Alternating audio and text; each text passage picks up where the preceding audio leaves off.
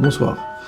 Donc, ce soir, nous allons parler d'un sujet important, à savoir pourquoi est-ce qu'on a besoin d'étudier la Torah? Pourquoi est-ce qu'on a besoin d'étudier la Torah? C'est un besoin et plus qu'un devoir, quelque part.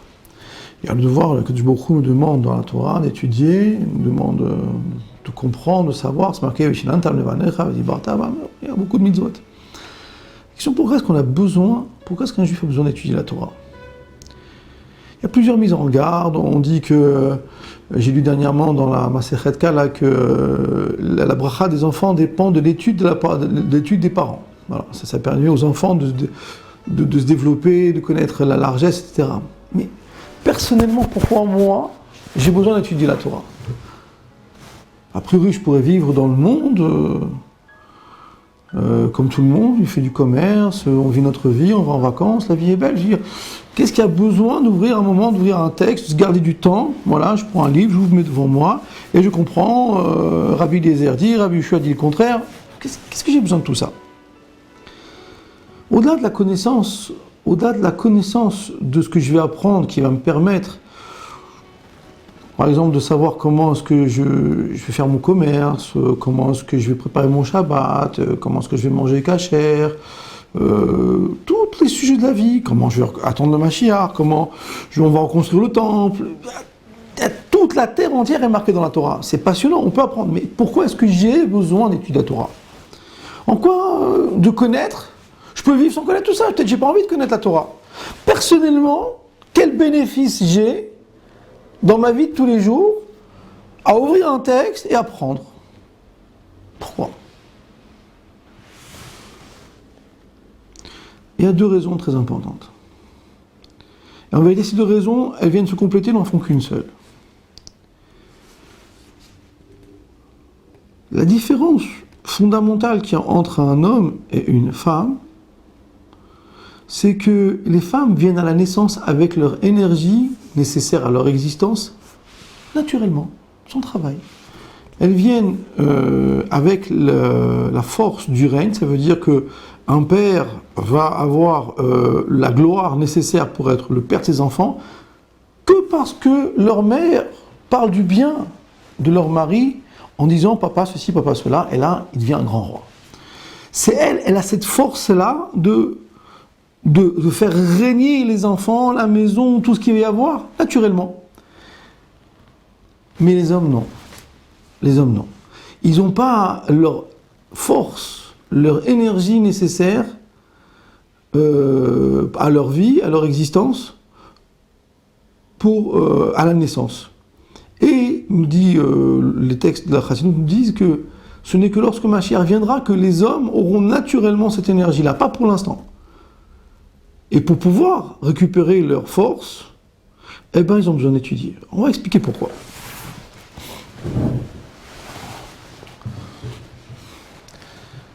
Dans la force de ce qu'on appelle le Or Ein Sof, la lumière infinie qui est nécessaire à l'existence du monde, il y a trois niveaux.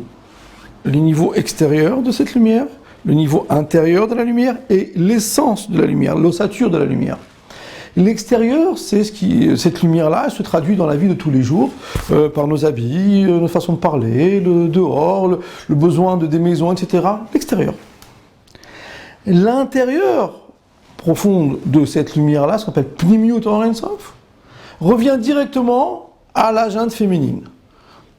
Et on a bien expliqué qu'elles viennent naturellement. C'est normal de dire qu'elles ont, et naturellement, sans effort, elles ont cette force-là, parce qu'elles ont tellement de travail à faire, pour s'occuper de leur vie à elles, comment elles se renouvellent chaque mois, comment elles sont capables de se lever la nuit, de faire à manger, de s'occuper de plein de choses, et de consoler, d'aider leur mari, etc. Toutes ces choses-là, elles ont besoin de faire, il faut qu'elles en fassent beaucoup, donc cette énergie-là, elles en ont besoin naturellement. Les garçons, eux, ils sont destinés à recevoir non pas l'énergie fabuleuse qu'ont les femmes, mais ils sont destinés à recevoir le Etzem Haor, l'ossature de la lumière divine. L'intérieur, l'essence de la lumière avec laquelle Dieu crée le monde. Or, pour pouvoir recevoir ce niveau-là, on a besoin de savoir comment Dieu a créé le monde. Et là, on comprend mieux pourquoi on a besoin d'étudier la Torah. Parce que, en fait, si des garçons ont des capacités de recevoir cette lumière-là, ils ne peuvent vraiment en profiter que s'ils comprennent dans des mots clairs, écrits par la Torah, comment il faut traduire cette lumière qui est en eux, mais qui ne peut se révéler que lorsqu'ils comprennent comment on va traduire ces mots-là, c'est cette force divine qui est en eux, dans les mots, dans des mots qui sont capables de rentrer dans la vie de tous les jours. Je m'explique. On va comprendre naturellement que dans le commerce, on ne doit pas faire de voler, on doit rendre l'argent naturellement.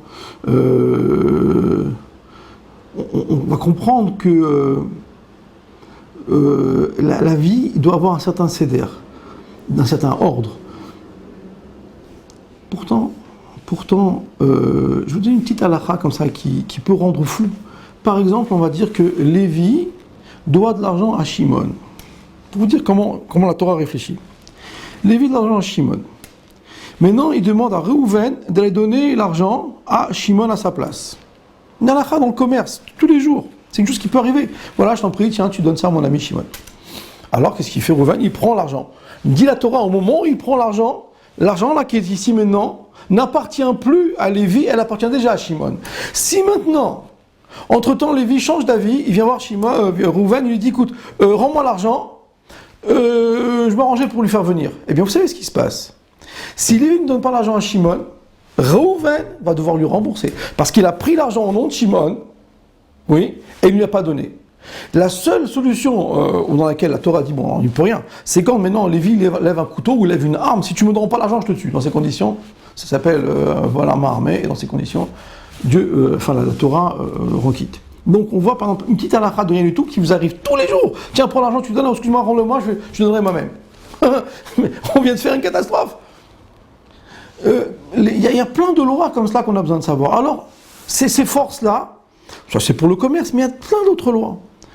Quand on apprend après comment la Torah nous demande de vivre notre vie de tous les jours, je parlais du commerce, mais on peut parler de plein de choses, du mariage, de construire une maison, enfin, comment on construit une maison, toutes ces choses-là, en vérité, nous on croit que c'est pour notre intérêt seul. Non, c'est bien sûr qu'on a l'intérêt dans tout ce que nous faisons, mais en même temps, Dieu veut se révéler dans le monde, c'est la deuxième raison. Moi, j'ai besoin pour récupérer mes forces, mais en même temps, la deuxième raison qu'on en avait parlé tout à l'heure, c'est qu'en vérité, Dieu va avoir besoin, par ce que nous allons faire, va pouvoir se révéler au monde. Je m'explique. Quelqu'un va dire, moi, je suis honnête, je suis quelqu'un de bien, je ne fais pas de mal, mais il n'a rien fait du tout. Parce qu'il se rend quelqu'un de bien et il pousse Dieu. Il n'a rien fait. À partir de quand il a vraiment fait quelque chose, il dit, moi je voudrais bien faire ceci, je voudrais bien faire cela, mais Dieu demande comme ci, Dieu demande comme cela. À ce moment-là, quand il fait les choses au nom de Dieu, alors à ce moment-là, il vient tout simplement de faire venir la présence de Dieu dans le monde. Voilà donc pourquoi, a priori, on a besoin d'étudier la Torah. Donc on aurait pu penser, et je vais m'arrêter ici, on aurait pu penser que étudier la Torah, hein, c'est un truc mystique, ou pour savoir où ça nous retire du monde. Pas du tout. Pas du tout. La Torah, elle nous fait rentrer dans le monde, elle nous rend notre énergie naturelle, elle nous rend toutes les forces de notre âme, elle rend qu'Akadosh Baruch Hu va rentrer dans le monde. Et au moment où j'étudie, alors c'est un effort. C'est un effort. On n'a pas envie d'étudier. On a envie de courir pour travailler. On a envie de courir pour ceci, on courir pour cela. On est rentré fatigué le soir, on va voir un film à la télévision. C'est vrai, on est fatigué. C'est vrai, on est très fatigué. Ça demande beaucoup d'efforts. Mais il faut commencer par un petit peu, un tout petit peu. Décider que je vais aller dans la librairie juive en bas de chez moi, ou qui me demande d'aller faire 30 km pour trouver un livre en français, un livre en ce que vous voulez. Mais un livre qui parle d'un sujet que je m'engage moi à prendre ce livre-là et le finir du début jusqu'à la fin. Vous allez voir, c'est passionnant. Au moment où on apprend quelque chose, une suite, un livre, un enseignement qui commence du début jusqu'à la fin, doucement, doucement, on se rend compte que c'est pas possible de dire ces mots-là, sauf si dedans il y a un message divin. Ce qui m'avait moi le plus choqué, c'est quand j'étudiais la Mishnah qui parle de rendre un objet perdu à qui l'a perdu. Ça demande tellement de détails pour pouvoir rendre quelque chose à quelqu'un. Est-ce qu'il était derrière un mur? Est-ce qu'il était empilé sur trois? Est-ce que c'était éparpillé? Est-ce que tu peux le prendre? Est-ce que c'était derrière le comptoir que l'argent tu l'as retrouvé? Que c'était devant le comptoir? Ces détails-là montrent que, à part le fait de rendre un objet perdu ou de l'argent retrouvé, etc., eh bien derrière, on va trouver un message divin qui demande un effort de vivre avec l'autre, de vivre avec soi-même, et ça demande de sortir les forces de son âme. Nous dit la Chassidoute, ramène un texte dans Tehillim, que j'ai lu ce matin, les paroles de Dieu font un travail sur l'homme, elles sont tellement puissantes qu'elles raffinent, elles purifient le corps et les pensées et l'esprit de l'homme. Normalement, nous dit Rabbi Yosef Yitzhak, on aurait dû repasser la galoute, passer des souffrances, passer des angoisses. Il dit, il y a une autre solution. Tu n'es pas obligé de passer par des problèmes, des souffrances, des angoisses. Pas obligé. Normalement, il aurait fallu. Mais il y a une autre solution. Les paroles de Dieu sont purifiées. Dès l'instant que tu te travailles et que quelque part tu vas te forcer, tu vas faire un effort. De la même façon que quelqu'un qui ne mangerait pas depuis des années, et depuis plusieurs jours, depuis plusieurs jours, et il a maigri, on doit le forcer à manger, on doit lui donner quelque chose qui convient, une soupe, juste histoire de lui remettre l'appétit, de revenir à la vie. Pareil pour la Torah, on ne peut pas donner des gros enseignements du jour au lendemain. Donc des petits enseignements qui vous permettent de prendre goût à la chose. Eh bien, ça purifie la vie de l'homme. Et ça lui permet de récupérer toutes les forces de son âme. Ça lui permet de retrouver son identité. Ça lui permet de trouver son entité. Et nous allons le voir par la suite des Shiurim. Ça lui permet de retrouver la paix dans sa vie, l'ordre dans sa famille, tout ce dont il a besoin. Pourquoi? Parce que lui, grâce à cela, il aura retrouvé sa force. Il aura trouvé son axe personnel. Il aura trouvé sa personnalité qui lui permettra de se poser clairement dans sa famille, dans son travail, dans ses idées. Voilà pourquoi il faut étudier la Torah.